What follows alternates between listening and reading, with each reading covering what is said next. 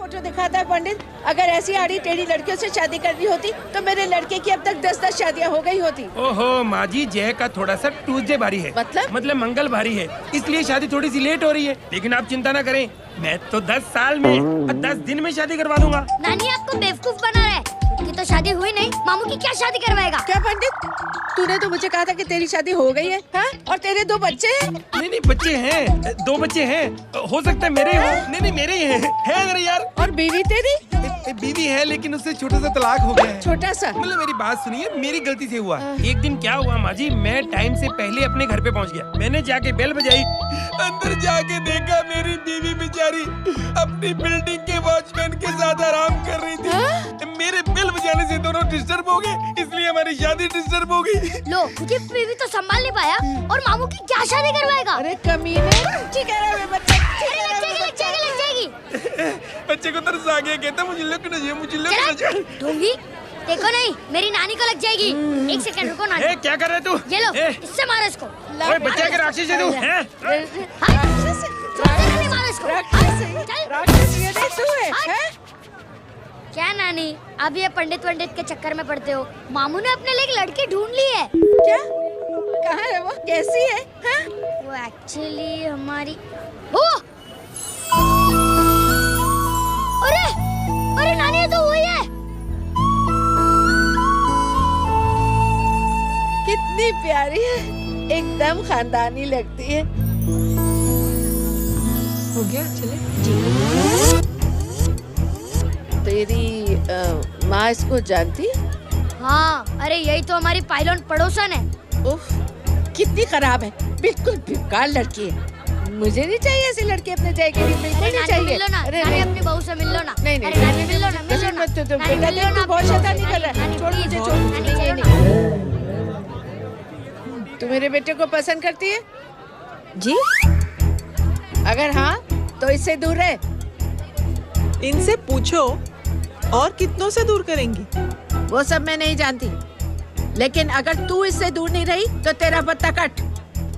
पत्ता कट, खुद अपने पैर पर कुल्हाड़ी मार रही हैं। हाँ तो मेरा ही पाँव कटेगा ना, इससे कह दो। ये तो समझदार है ना?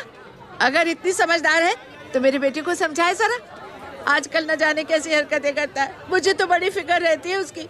इससे कहो, इसकी तो सुनता भी है वो। ये सच में बहुत तंग करता है। क्यों रे, ये सब तेरी हरकत है ना? चल तुझे दिखाती हूँ।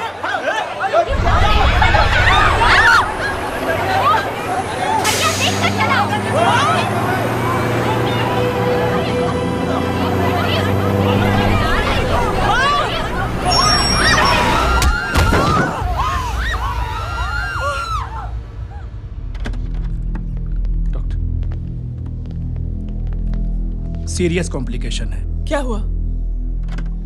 एक्सीडेंट की वजह से माँ को इंटरनल ब्लीडिंग हुई है और किडनी भी डैमेज हुई है। Oh my god. हमें तुरंत किडनी ट्रांसप्लांट कराना पड़ेगा, but we need a donor. तो हम दोनों हैं ना?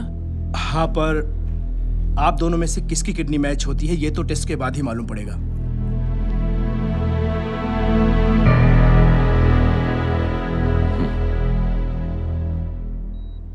माँ,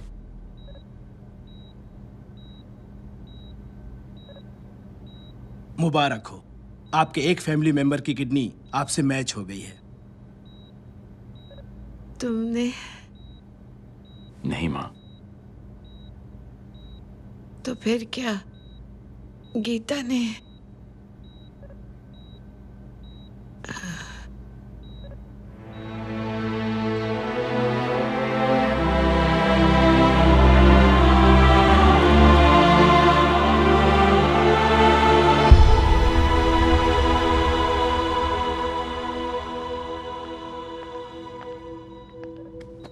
एक्सक्यूज मी।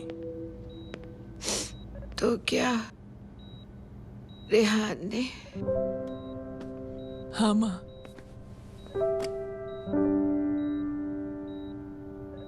हम दोनों की किडनी मैच नहीं हुई, रेहान की हो गई।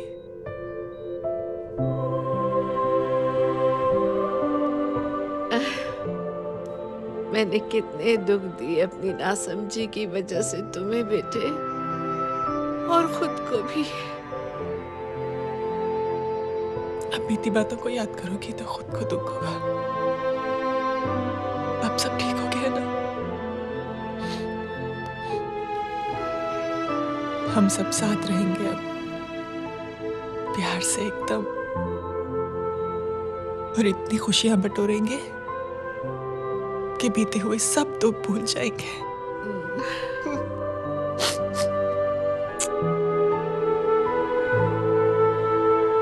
अरे तुम वहाँ क्या कर रही हो? जी यहाँ आओ। आ जाओ।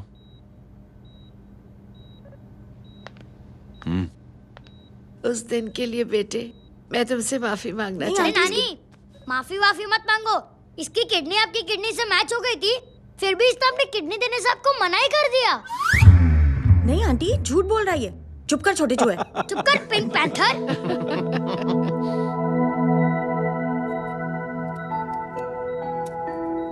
आंटी जी, आंटी जी, आंटी जी,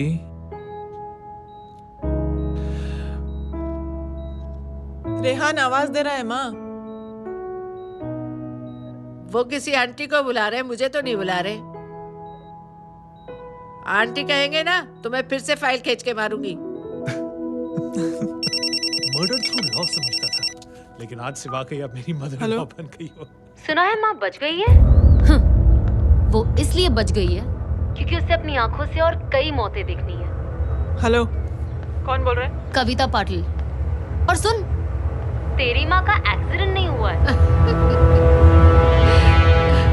उसे टक्कर मारी गई है, समझी?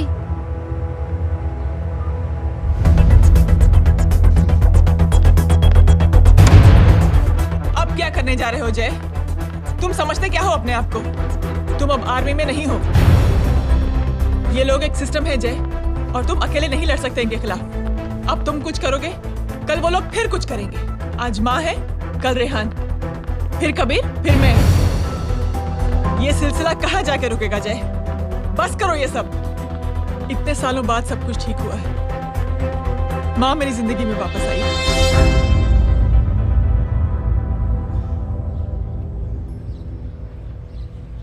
खत्म कर दो इस लड़ाई को यहीं पे जय। चाहे तुम्हें माफी मांगनी पड़े या कुछ भी करना पड़े, प्लीज मेरी खातिर।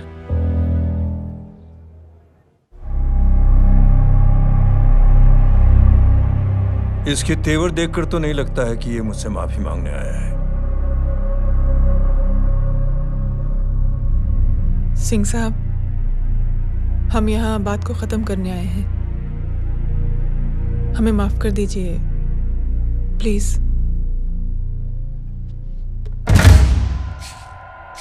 मेरी आंखें जरा कमजोर है, चेहरा ठीक से दिखाई नहीं दे रहा। थोड़ा आगे आओ, और थोड़ा आगे, बस बस।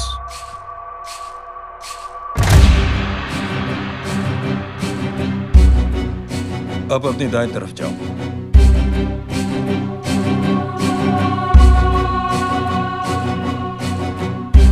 और जाओ।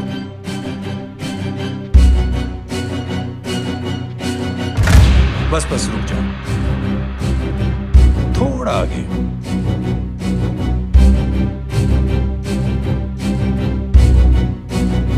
बस अब रुक जाओ। देखो, कुत्ते के घेरे में खड़ा कर दिया मैंने इसे।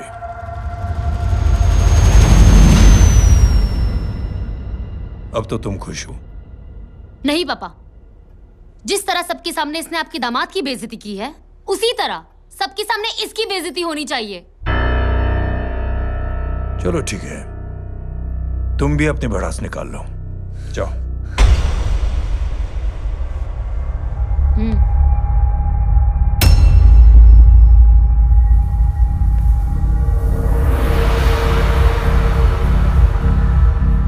मेरे परिवार के साथ उलझने से पहले मेरे बारे में जान लेते तो अच्छा होता।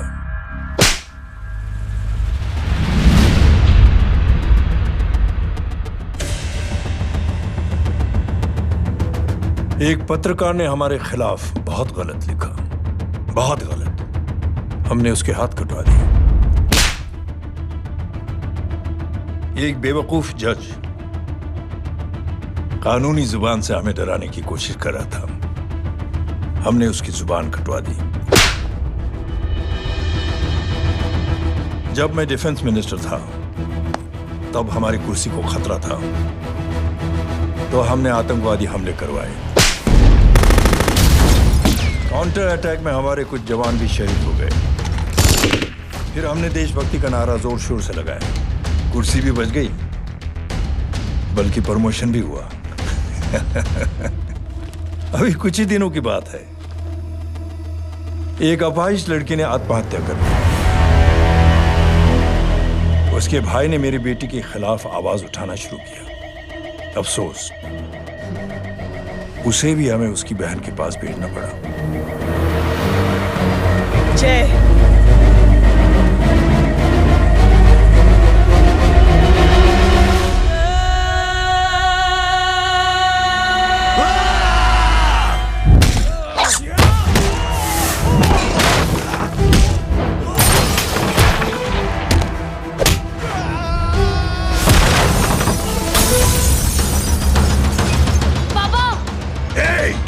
छोड़ो उसे। I said release him. छोड़ो उसे। दशरथ सिंह, दुनिया गोल ही नहीं छोटी भी है। तुझ जैसे कमीने लोगों की हरकतों की वजह से हम जैसे आम लोगों को बहुत तकलीफ होती है, जिसका तुझे अंदाजा भी नहीं है। लेकिन इस बार तो गलत जगह भिड़ गया। आज के बाद अगर कोई भी कुत्तागिरी की ना, तो मेरा भाई तुझे कुत्ते की जगह खड़ा ही नहीं करेगा, बल्कि कुत्ता बना के छोड़ेगा।